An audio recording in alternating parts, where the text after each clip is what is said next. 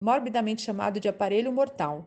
Sabia-se que vez ou outra ele não funcionava bem e, segundo o folclore do SEAL, recrutas tinham morrido ao longo dos anos usando o Emerson. Naquela noite, a visibilidade na Baía de San Diego estava tão ruim que não conseguíamos ver um palmo diante do nariz. Tudo o que tínhamos era uma lanterna química verde para iluminar nossa bússola. Para piorar as coisas, a névoa estava cada vez mais densa. A neblina pairava sobre a baía, nos impedindo de traçar o rumo até nosso alvo. Se o perdêssemos, nos veríamos no canal de atracação. Nunca um bom lugar para estar quando um destroyer da marinha se aproximava do porto.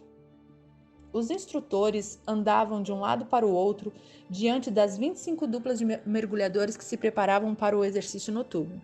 Pareciam tão nervosos quanto nós. Sabiam que aquele treinamento tinha alto potencial de provocar ferimentos ou até mesmo a morte. O suboficial no comando reuniu todos os mergulhadores num círculo. Senhores, ele disse, esta noite descobriremos quais dos senhores marinheiros realmente querem se tornar homens rãs. Ele fez uma pausa de efeito.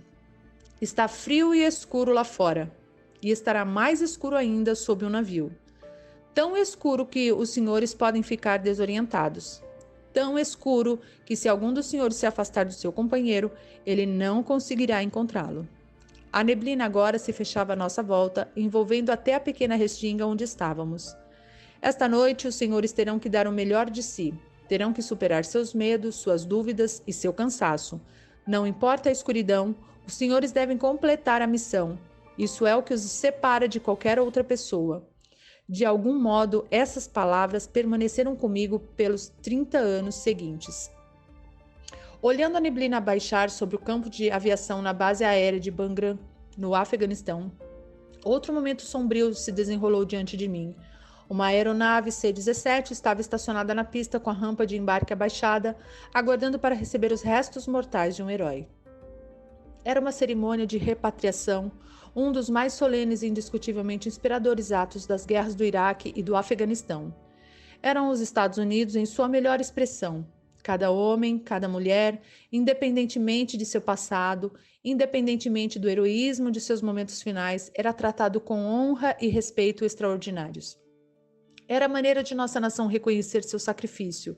Era a nossa última saudação, nosso agradecimento final e nossa prece antes de enviar nosso herói para casa. Paralelamente à rampa postavam-se 2 fileiras de soldados, parados na posição de descansar. Eles constituíam a guarda de honra. Do lado direito da aeronave, uma pequena banda tocava suavemente Amazing Grace.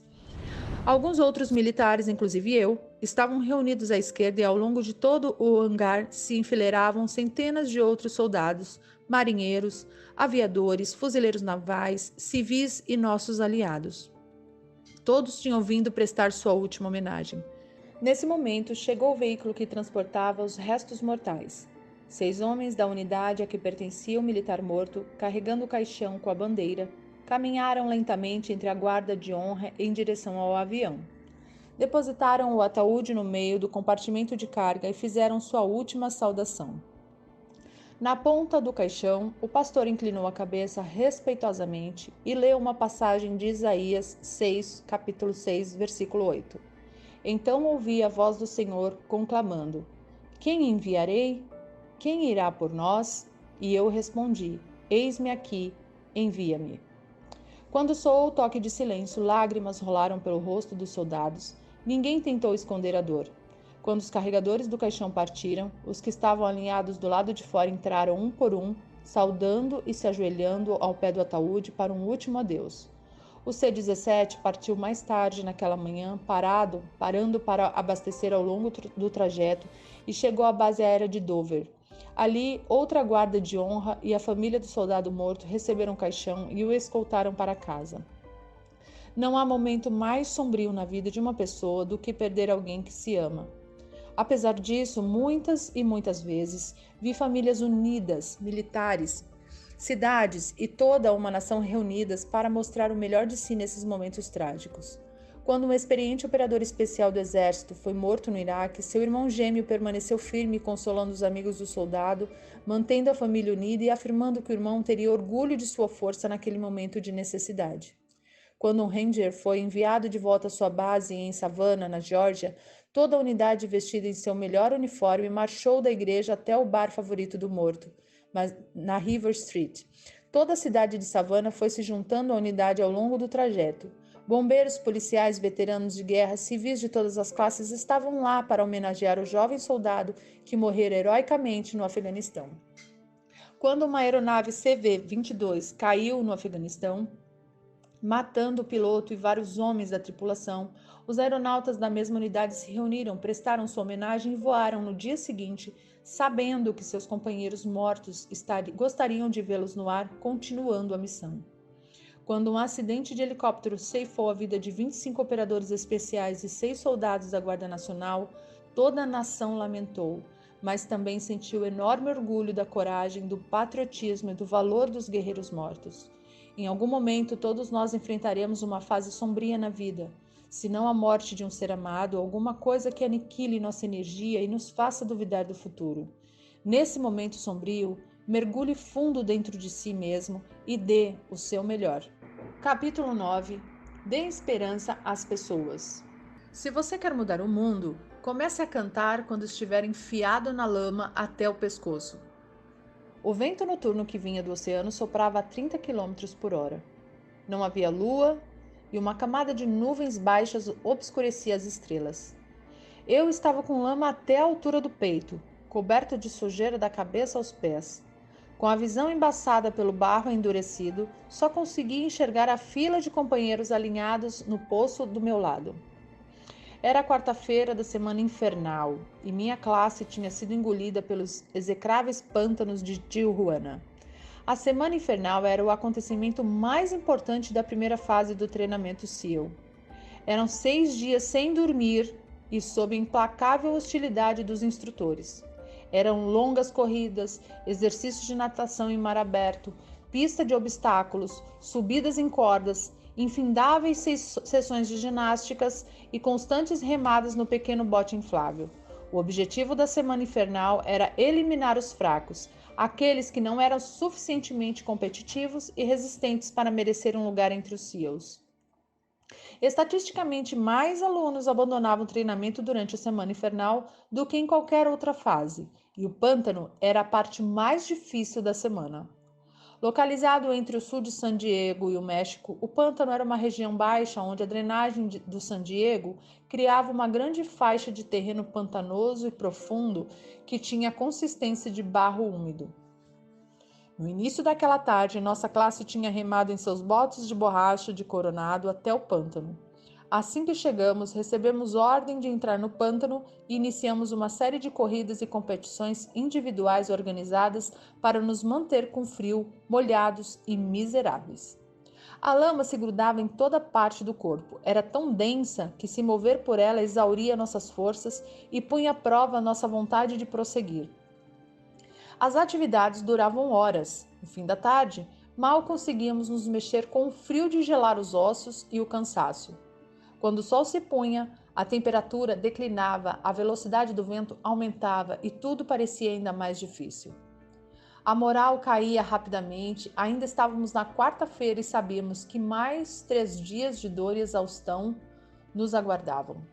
Era o momento da verdade para muitos alunos, tremendo incontrolavelmente, com mãos e pés inchados pelo uso incessante e a pele tão sensível que o mais leve movimento podia gerar desconforto. Íamos perdendo a esperança rapidamente. Recortado em silhueta contra a luz, distantes da cidade, um instrutor caminhou decidido até a borda do pântano. No tom de um velho amigo, falou com gentileza em um megafone e ofereceu conforto aos recrutas sofredores. Podíamos nos juntar a ele e aos outros instrutores ao pé do fogo, ele dizia. Ali havia café quente e canja de galinha. Poderíamos descansar até o sol arraiar. Saiam daí, acalmem-se. Eu percebia que alguns alunos estavam prontos a aceitar a oferta. Afinal, quanto mais conseguiríamos sobreviver naquele pântano? Uma fogueira, café quente e canja de galinha com certeza soavam bem. Mas então veio a armadilha. Só precisávamos que 5 de nós desistissem, apenas 5, e o resto da classe não sofreria mais. O companheiro ao meu lado começou a se mover na direção do instrutor. Agarrei seu braço e o segurei firme, mas a necessidade de escapar à lama era grande demais. Ele escapou e começou a caminhar na direção da terra firme. Pude ver que o instrutor sorria. Ele sabia que uma vez que um desistisse, outros o seguiriam. De repente, acima do uivo do vento, ouviu-se uma voz cantando. Era uma voz cansada e rascante, mas suficientemente alta para ser ouvida por todos. A letra não se destinava a ouvidos ternos, mas todos a conheciam. A uma voz se juntou outra e duas se tornaram 13 e em pouco tempo todos estavam cantando. O companheiro que se encaminhava para a terra firme deu meia volta e retornou para o meu lado. Enlaçando seu braço no meu, também começou a cantar. O instrutor pegou o megafone e gritou para a classe que parasse de cantar. Ninguém obedeceu. Ele gritou ao chefe da classe que controlasse seus recrutas. O canto continuou. A cada ameaça do instrutor, as vozes cresciam. A classe ficava mais forte e a vontade de continuar diante da adversidade tornava-se inquebrantável. Na escuridão, com o fogo iluminando o rosto do instrutor, pude ver que ele sorriu. Mais uma vez tínhamos aprendido uma importante lição. A força de uma pessoa para unir o grupo, a força de uma pessoa para inspirar os que a cercam e lhes dar esperança. Se aquela pessoa podia cantar enfiada até o pescoço na lama, nós todos podíamos. Se aquela pessoa podia suportar o frio congelante, nós também podíamos. Se aquela pessoa podia persistir, nós também podíamos. A sala de espera da base aérea de Dover estava repleta de famílias enlutadas. Crianças inconsoláveis, soluçando no colo das mães, pais de mãos dadas na esperança de dar força um ao outro e viúvas com um olhar. A sala de espera da base aérea de Dover estava repleta de famílias enlutadas. Crianças inconsoláveis, soluçando no colo das mães, pais de mãos dadas na esperança de dar força um ao outro e viúvas com um olhar distante de incredulidade. Apenas 5 dias antes, um helicóptero que transportava SEALs da Marinha e seus parceiros das operações especiais afegãs, pilotado por aviadores do Exército, tinha sido abatido no Afeganistão. Todos os 38 homens a bordo tinham morrido. Era a maior perda na guerra ao terror. Em menos de uma hora, uma aeronave C-17 foi designada para pousar em Dover, de onde as famílias dos heróis mortos seriam escoltadas até a área de pouso para encontrar os caixões cobertos com a bandeira dos Estados Unidos. Mas enquanto as famílias aguardavam, o presidente dos Estados Unidos, o secretário da Defesa, seus comandantes e chefes militares entraram na sala de espera para prestar homenagem e dar conforto aos familiares dos mortos. Eu já tinha comparecido a dezenas de serviços fúnebres de soldados mortos. Nunca foi fácil, e eu sempre me perguntava se minhas palavras de consolo fariam alguma diferença para aqueles que tinham perdido seus entes queridos, ou se o choque da perda tornaria tudo o que eu pudesse dizer incompreensível.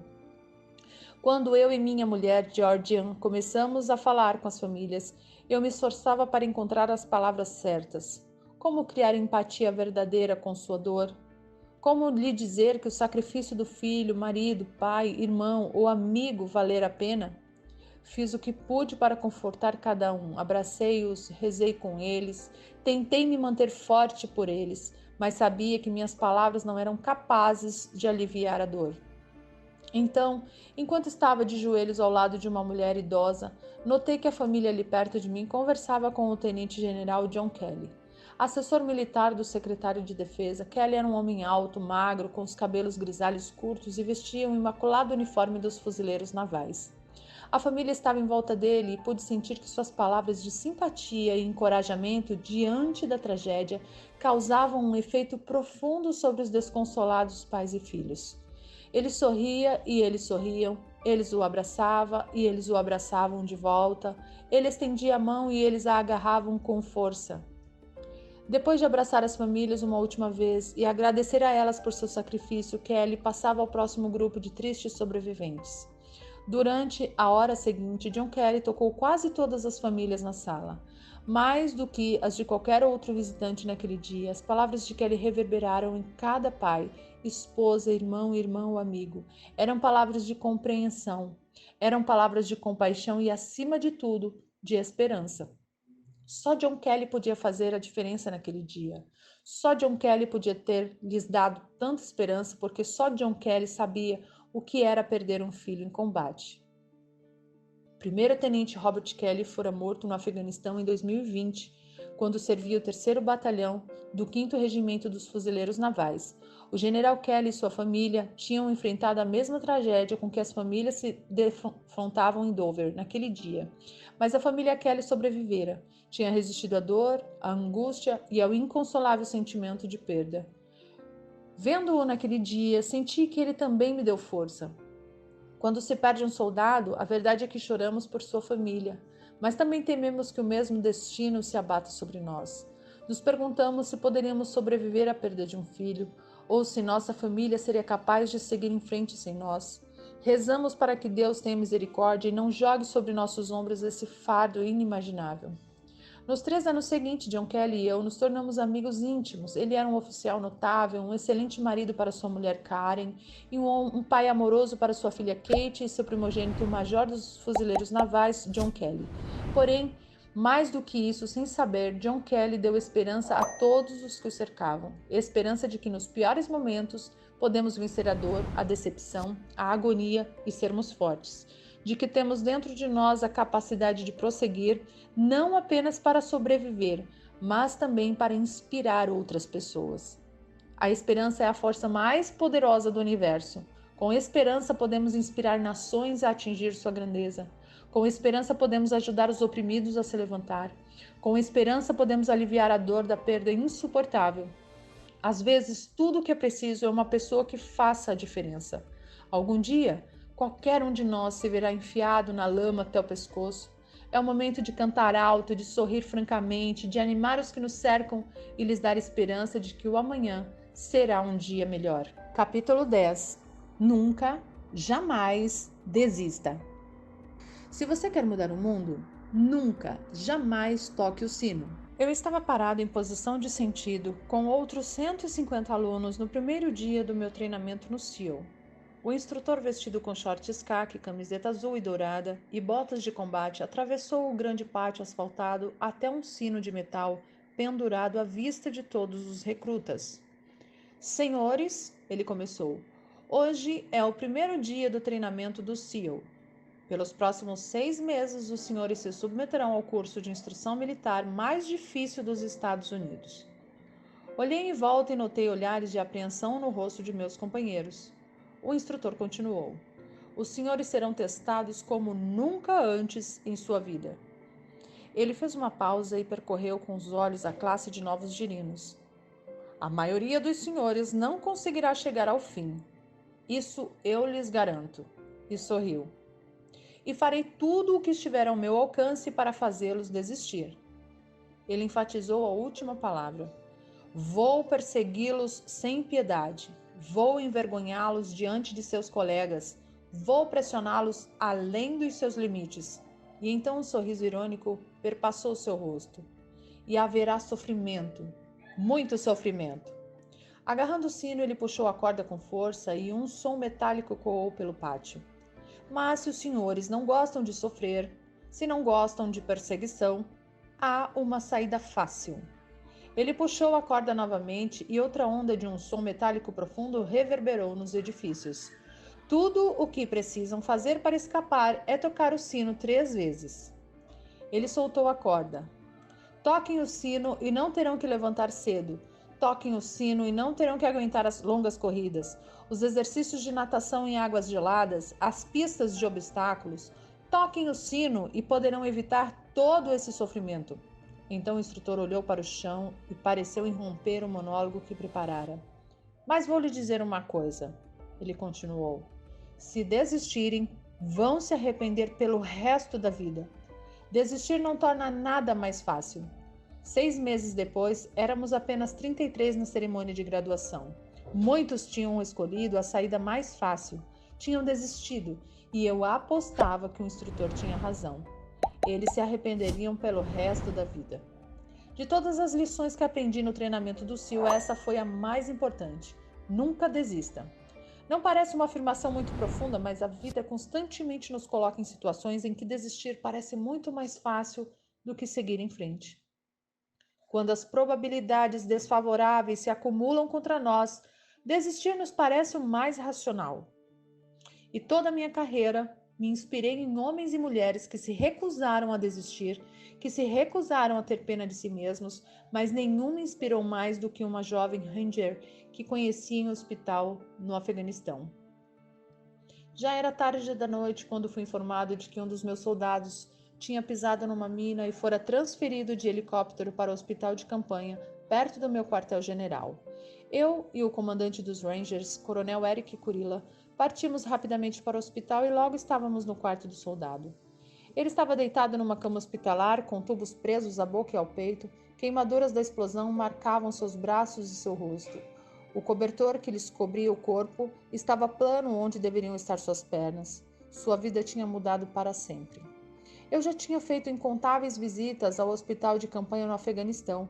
Como comandante em tempo de guerra, eu tentava não interiorizar o sofrimento humano. Sabia que isso faz parte da luta. Soldados se ferem, soldados morrem. Se deixarmos que cada decisão nossa se baseie na possibilidade da morte, teremos que lutar com unhas e dentes para sermos eficientes.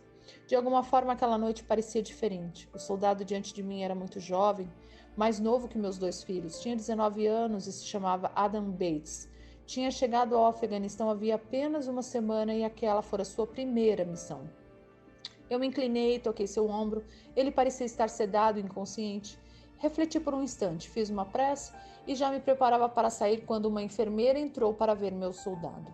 Ela sorriu, testou seus sinais vitais e me perguntou se eu tinha alguma pergunta sobre seu estado. Informou-me que ele tivera as 2 pernas amputadas e tinha graves queimaduras, mas que sua chance de sobrevivência era boa. Agradeci a ela o cuidado que dispensava o soldado Bates e lhe disse que voltaria quando ele estivesse consciente. Oh, ele está consciente, ela disse. Na verdade, seria bom o senhor falar com ele. Gentilmente, ela sacudiu o jovem Ranger, que abriu ligeiramente os olhos e percebeu a minha presença. Ele não pode falar, disse a enfermeira, mas como sua mãe era surda, ele conhece a linguagem de sinais. A enfermeira me estendeu uma folha de papel com vários símbolos da linguagem de sinais. Falei por um minuto, tentando encontrar forças para dizer a coisa certa. O que dizer a um jovem que tinha perdido as 2 pernas servindo o seu país? Como fazê-lo se sentir melhor sobre seu futuro? Com o rosto inchado pela explosão, os olhos quase imperceptíveis em meio à vermelhidão e às bandagens, Bates me encarou por um instante. Deve ter percebido a piedade em minha expressão. Erguendo a mão, começou a fazer sinais. Olhei cada símbolo na folha de papel que tinha diante